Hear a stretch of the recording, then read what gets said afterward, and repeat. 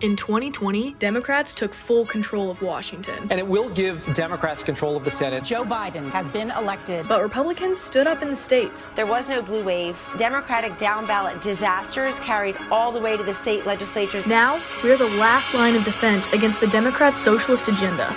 The ways we're fighting back are bigger than you think.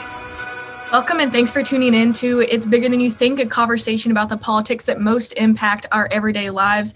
This is episode 24. I'm your host, Annie Moore, and joining me today is Pennsylvania State Representative and House Majority Secretary Martina White.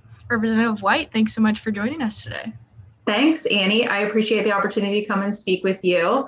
I'm sure you're going to have a lot of questions for me, but I look forward to answering them. Yeah, I think this is going to be a fun conversation. Pennsylvania is a really interesting state. But before we, just dive into all of the political dynamic of Pennsylvania, I really want to hear about your story so that our listeners can get some background and really understand, why you chose to run for office and, what it's like to serve in Pennsylvania. So you're young. What made you want to leave the private sector and engage in public service by running for state representative? Sure thing. So I had never really thought about running for public office before. I had a wonderful professional life. I was working to help young families and seniors and even small business owners find a way to have financial security in their life. But when this state rep seat became open, I kind of was approached by a longtime family friend. She was a Republican committee woman. And she said that you should totally do this. You should run for office. And I was very shocked at the notion of doing such a thing because I had no idea of what it would entail. But she encouraged me and she helped me to just pursue this opportunity. And it worked out so awesome.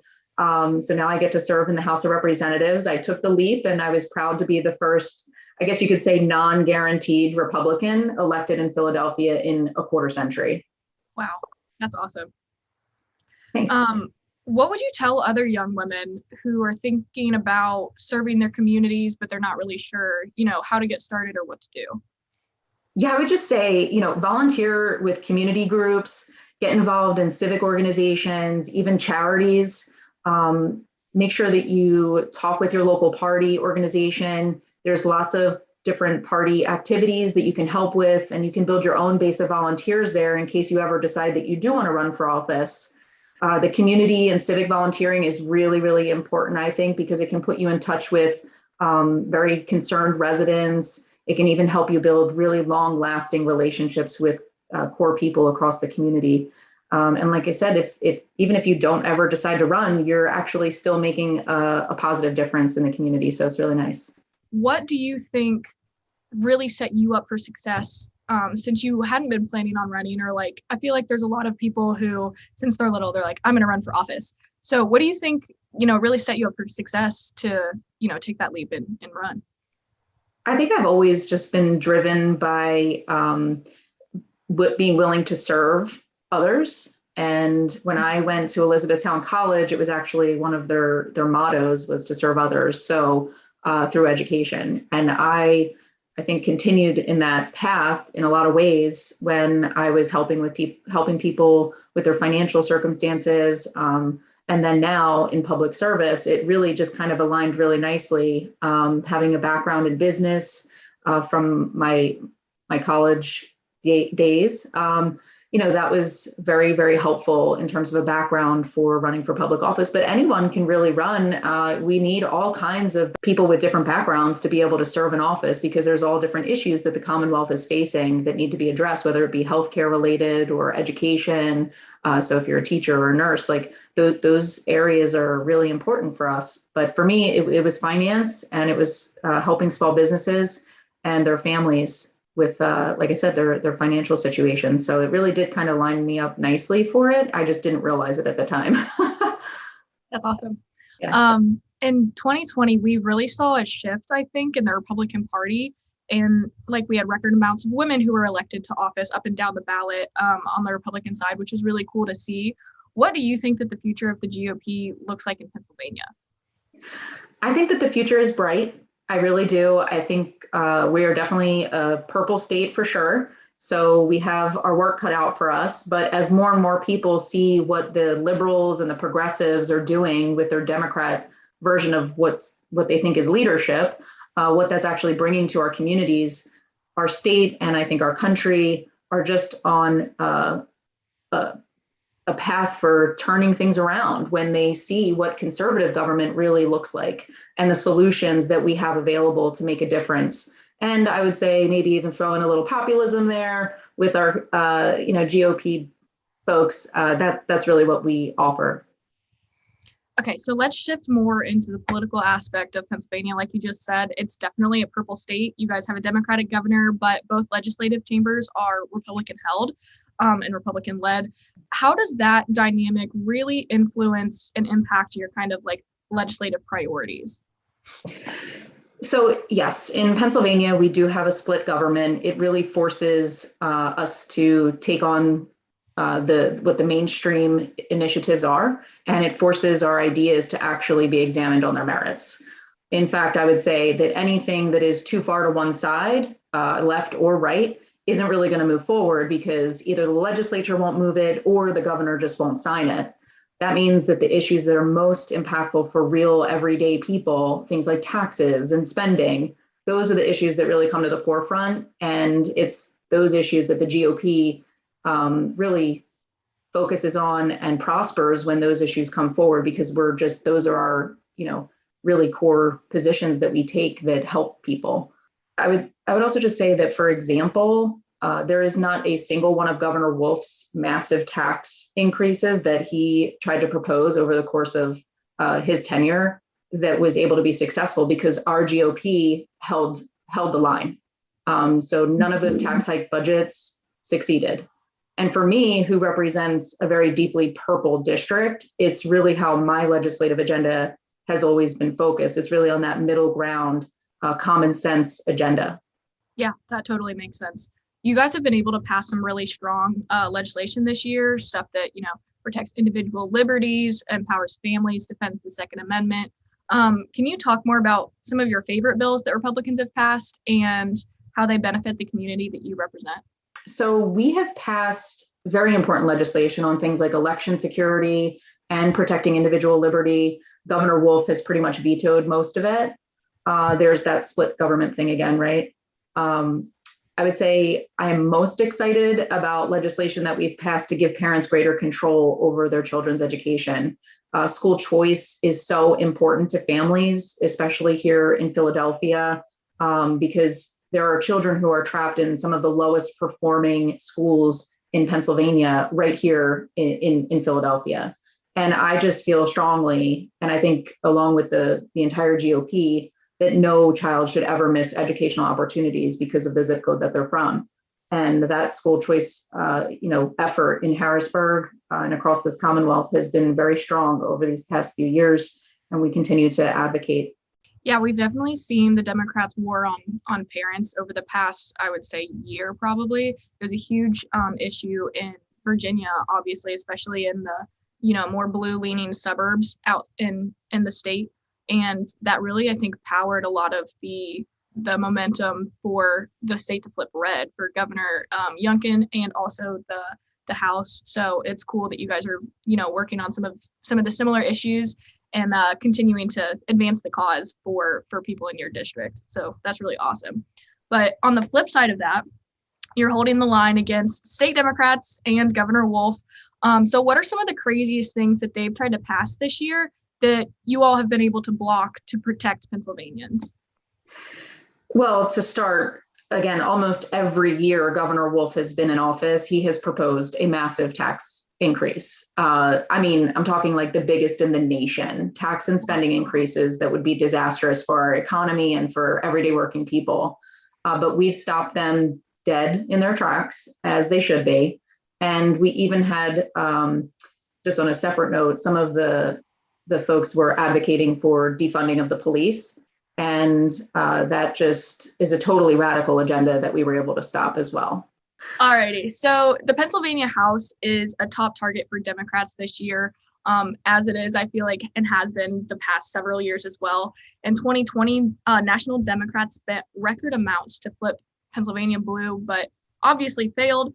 They're certainly going to be back with more this year. Why do you think it's so important that Republicans continue to hold the line in your state?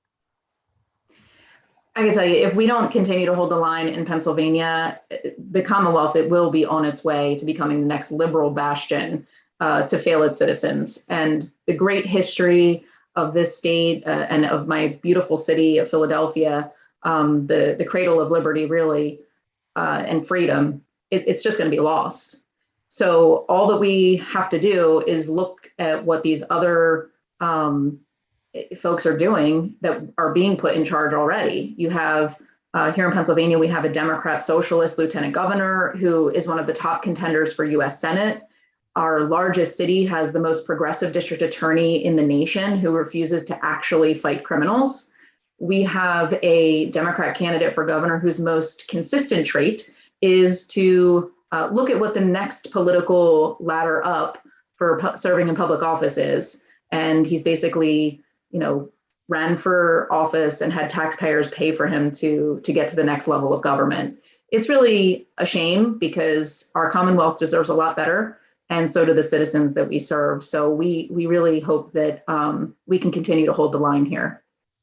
How would you say that state Republicans are also holding the line against Washington and the, Democrat-controlled DC, their liberal agenda? How are they pushing onto Pennsylvania, their agenda, and how are you guys fighting back?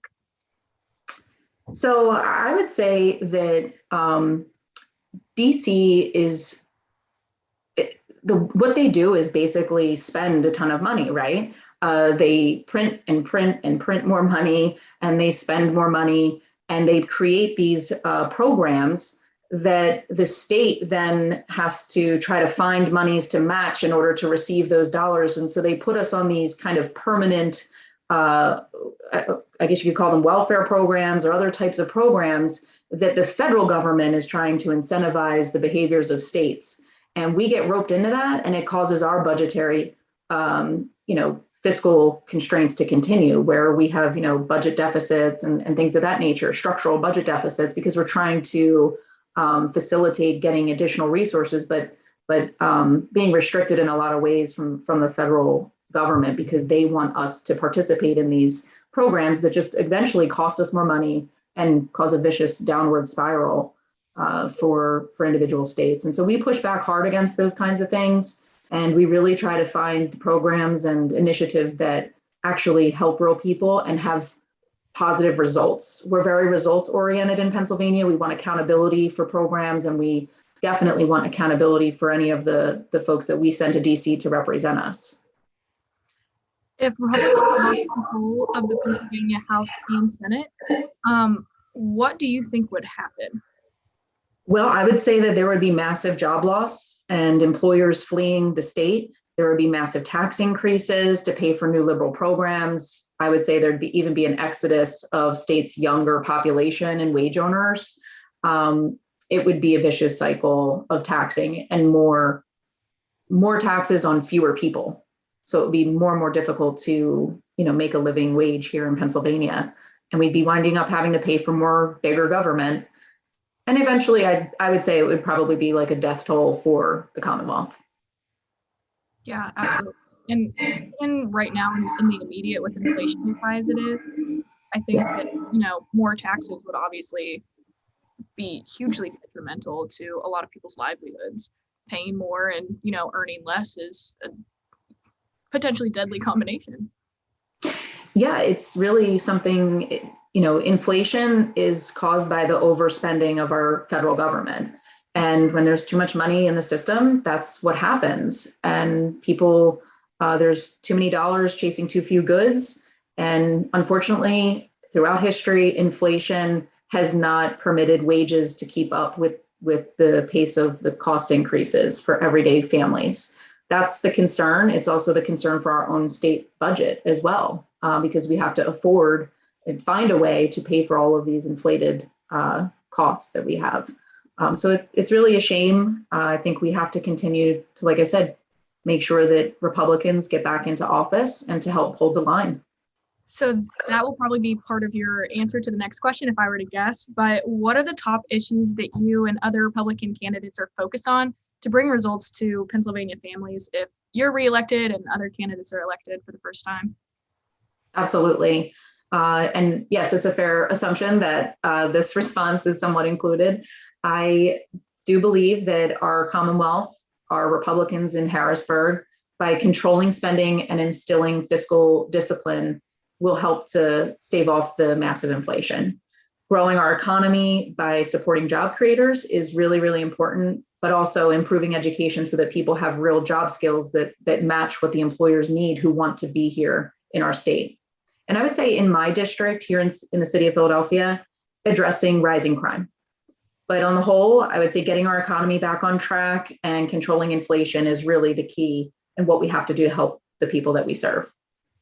Colorado, Minnesota, who are, a little bit bluer than Pennsylvania is, and they're talking about the same issues, economy, jobs, education, crime. Those are all things that they are also struggling with and that the Republicans are building their platforms on. And so it's cool to see that similar themes are happening in different places across the country, and Republicans are really stepping up and proposing solutions instead of just talking points. Absolutely. Yep.